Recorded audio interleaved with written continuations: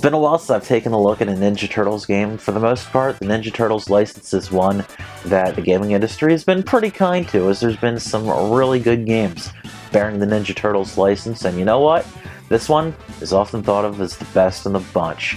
This is another beat-em-up game like its arcade predecessor or the two NES games that preceded this.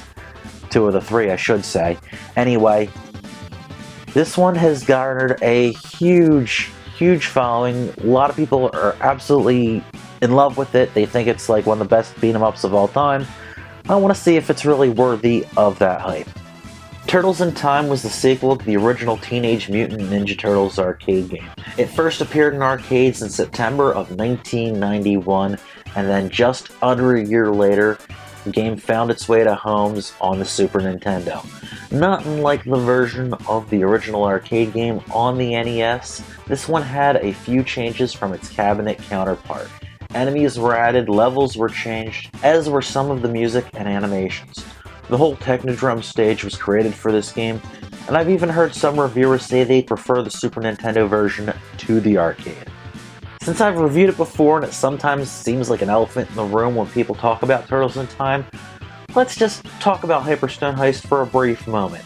Both are awesome games, but it's not really fair to compare the two despite Hyperstone being derived from Turtles in Time.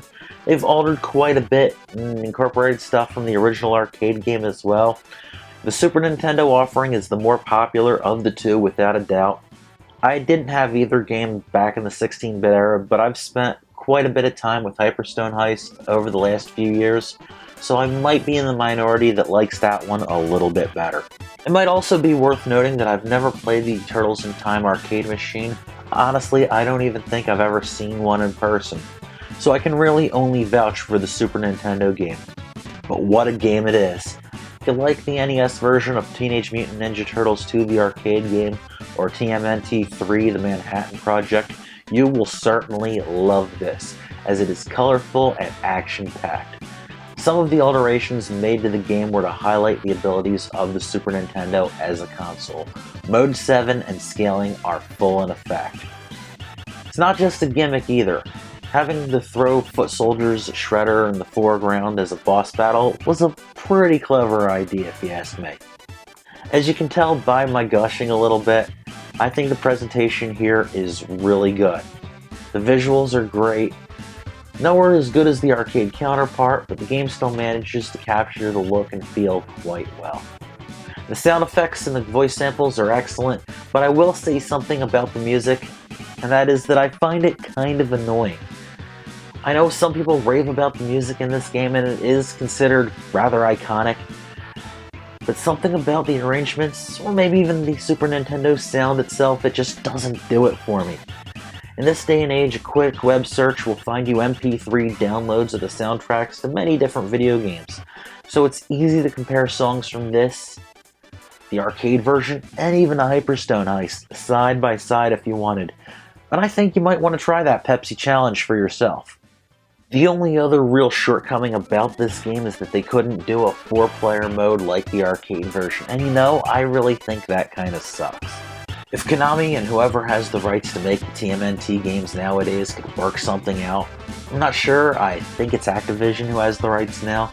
If those two legendary companies could get together with Nickelodeon who owns the character rights now, I'm sure that they can make a lot of fans very happy, even with this game being over 25 years old.